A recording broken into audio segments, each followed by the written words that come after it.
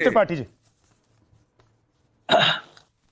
जी देखिए, दो तीन चीजें हैं और जिस मिथक को राजनीतिक रंग के रूप में कपिल जी या और भी लोग रंग चढ़ाते हैं, उसको समझना होगा। रिक्वेस्ट है कपिल जी, आपने कहा था ना कि बीच में नहीं, तब आप भी बीच में नहीं। जी मैं भी अंतरिम सरकार थे। जी बिल्कुल दीजिएगा। अंतरिम सरकार थी, पूरे देश को नहीं पूरे विश्व को पता था। सरकार तो नहीं थी ना, अंतरिम सरकार थी। तो अंतरिम सरकार में जाहिर सी बात है कि उनकी कैबिनेट बिल्कुल उनके माउंटबेटन यहाँ का भी जो है था, वहां पाकिस्तान का भी था, क्योंकि भारत कभी डेमोक्रेसी नहीं रहा।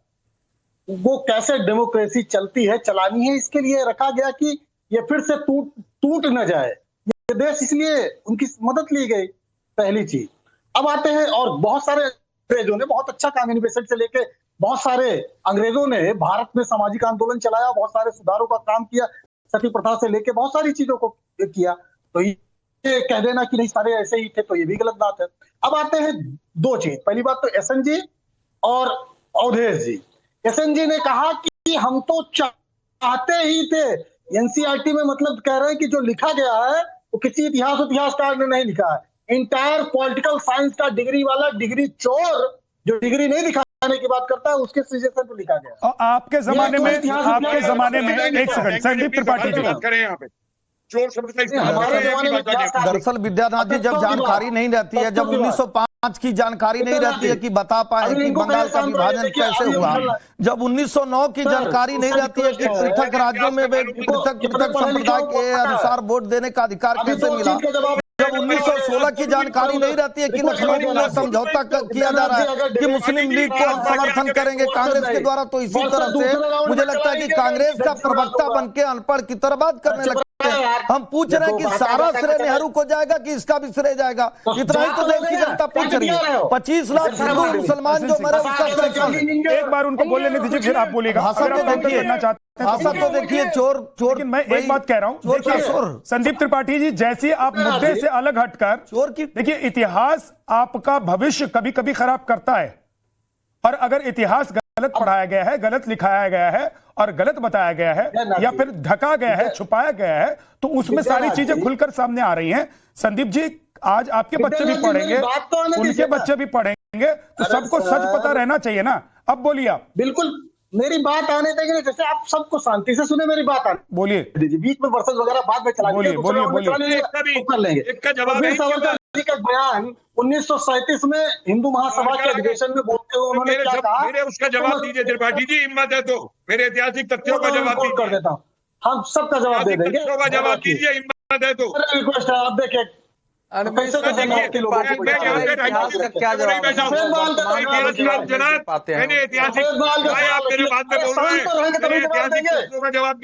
मैंने जी संदीप त्रिपाठी ऐतिहासिक प्रश्नों का जवाब कपिल कुमार इतिहास का उत्तर का भी उत्तर नहीं दे पाते हैं। एक एक अरे पहले शांत तो रहेंगे तभी तो उत्तर देंगे ना। एक एक करके बोलिए। आप वीर सावरकर जी ने कहा, अभी देखिए अभी तीसरा जमूरा निकल कर आ गया।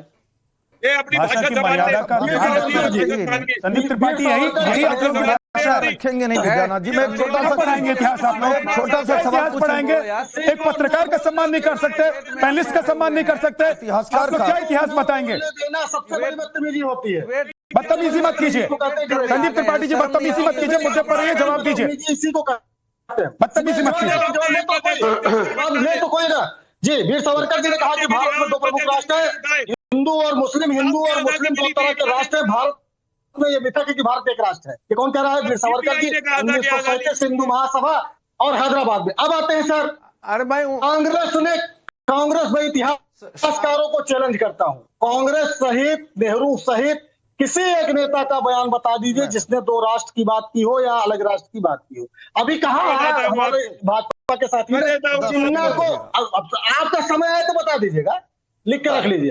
अभी हमारे भाजपा के साथी ने कहा कि जिन्ना को जो बिल्कुल प्रधानमंत्री मोदी जी से पूछ लीजिएगा,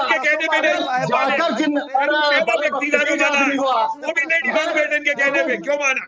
कुछ नहीं इसीलिए आप जैसे गवर्नर को बुलाएगा जिसको बदतमीज को करने का तरीका ना बताओ, उसको बुलाएगा। इन्होंने तो कश्मीर तक बनवाया भारत को छोड़ो। क्षमता नहीं है।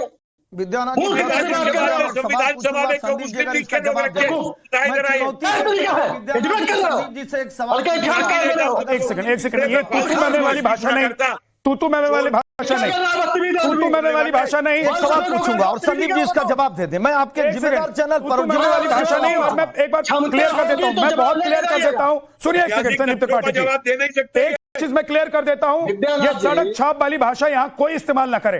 ये क्या कर रहे तथ्यों पर रहिए, लॉजिक पर रहिए, विषय पर रहिए और डिबेट कीजिए। एक एक करके बोलिए। संदीप त्रिपाठी 20 सेकंड में अपनी बात खत्म कीजिए जल्दी से सर, बहुत वक्त आपके पास गया है। जी धन्यवाद। मैं सिर्फ इतना कह रहा हूं, जैसा मैंने कहा कि कांग्रेस के एक नेता का बयान। दूसरी बात, अभी बार बार ये कहा जाता है कि अगर आप श्रेय इसका लेते हैं आजादी का तो इसको लेना पड़ेगा। भाई काहे लेंगे? 1946 की आप बात क्यों नहीं करते हैं? अभी अवधेश जी ने इतिहास गलत बताया कि वहां पर हार गए। वहां पर 1946 के चुनाव में 425 सीटें मुस्लिम लीग जीता था। इस बात को क्यों नहीं बताते हो?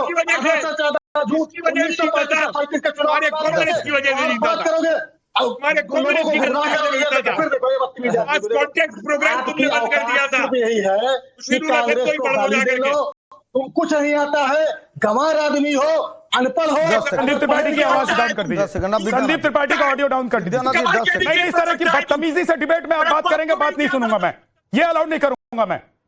संदीप सबका ऑडियो डाउन कर दीजिए। एसएन सिंह बोलिए। विद्यानाथ जी 10 सेकंड में पूछूंगा। The guilty man of partition में लोहिया जी ने लिखा है कि विभाजन का मुख्य कारण रहा कुर्सी। वो किसकी कुर्सी? जवाहरलाल नेहरू जी की कुर्सी। जवाहरलाल नेहरू जी को कुर्सी प्यारी थी इसलिए विभाजन हुआ है। कौन कहा? राम मनोहर लोहिया जी। इस पे संदीप जी क्या कहेंगे? एक बात। दूसरी बात मैं कहूंगा कि भाई विभाजन के समय में सत्ता किसके पास थी? 1925 में आरएसएस का गठन हो रहा है और 1905 में बंगाल का विभाजन हो जा रहा है। 1909 में पृथक राज्यों में पृथक संप्रदाय के हिसाब से चुनाव को आप स्वीकार ले रहे हैं। तो मुझे माना जा, सब लोग ये मानेंगे ना कि नेहरू जी इस चीज को स्वीकार रहे थे या कांग्रेस स्वीकार रहा था? संपूर्ण भारत तो नहीं स्वीकार रहा था। और मैं कहूंगा कलाम साहब ने उस समय आजाद जी ने कहा था कि मुस्लिम भी नहीं चाहते थे भारत का विभाजन हो, हिंदू भी नहीं चाहते थे, कोई भी नहीं चाहता था। एक तरफ जिन्ना चाहते थे, दूसरे तरफ नेहरू चाहते थे। ये उस समय के आजाद साहब ने कहा है और राम मनोहर लोहिया जी ने कहा है। भाई वर्तमान परिप्रेक्ष्य को छोड़ दीजिए, उस समय की बात करिए। तीसरी बात मैं कहूंगा कि भाई हम भारत का विभाजन करके हमको भारत क्यों चाहिए था? हमको देश की आजादी इसलिए लड़ रहे थे कि हमको संपूर्ण भारत चाहिए था। संपूर्ण भारत के बजाय भारत के विभाजन को किसने स्वीकारा? संपूर्ण भारत के बजाय भारत के विभाजन को किसने स्वीकारा? आप बताइए किसने स्वीकारा? एक सेकंड एसएन सिंह जी, एक सेकंड। हम बता रहे हैं हिंदू महासभा और मुस्लिम लीग ने मिलकर देश के बंटवारे का फैसला लिया, इसका क्या रेफरेंस है? दिखाइए। सभा ने कभी नहीं कहा। देखा, एक मिनट रुक जाइए, एक सेकंड कपिल जी रुक जाइए, एक सेकंड रेफरेंस बताइए। बिल्कुल देखिए, रेफरेंस के आधार पर जैसा कि मैंने बताया कि हिंदू महासभा के अधिवेशन में रेफरेंस अरे क्या कोई गैजेट उनकी सभा में पास हुआ, कोई बिल बताइए ना, कोई प्रस्ताव जो पास हुआ उनकी सभा में, उनकी सभा में कोई प्रस्ताव पास हुआ, वो सभा कब हुई थी, कहाँ हुई थी, किस आधार पर आप कह रहे हैं? बताइए। सुन लीजिए सर, झूठ बोल रहा है इसका मतलब, यानी कि मतलब देश में आप लोग झूठ फैला रहे हैं। संदीप त्रिपाठी जी, अगर आपके पास रेफरेंस है तो दिखाइए। कपिल जी रुक जाइए। मैं तो कह रहा हूं विभाजन विद्यानाथ जी दिखा दीजिए। नेहरू